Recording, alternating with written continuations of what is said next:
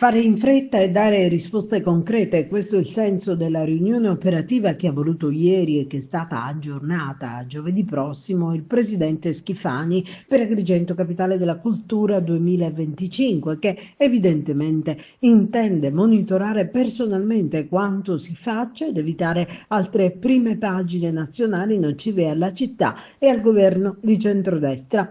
Alla riunione hanno partecipato l'assessore regionale alle infrastrutture e alla mobilità Alessandro Arico e i dirigenti generali dei dipartimenti che saranno direttamente interessati negli interventi da mettere in campo e in videoconferenza i rappresentanti dell'amministrazione comunale di Agrigento.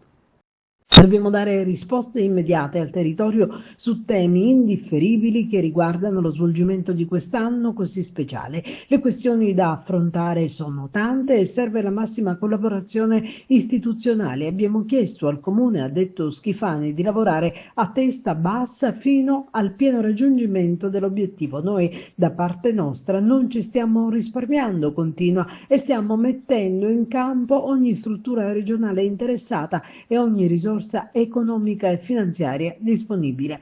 Non si parla solo di Agrigento, infatti, ma si tratta, dice, di qualcosa che riguarda la Sicilia nella sua interezza.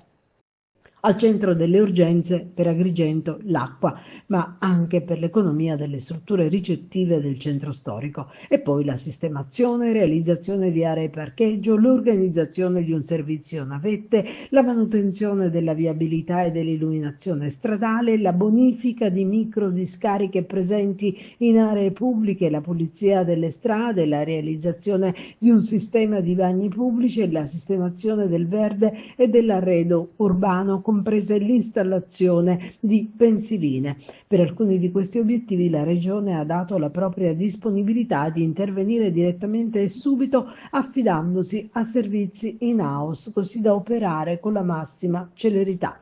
I tempi sono stretti e tutto ciò doveva essere fatto già prima. Con questi servizi, se effettivamente attivati, forse la città potrà guardare alla normalità da anni negata agli agrigentini.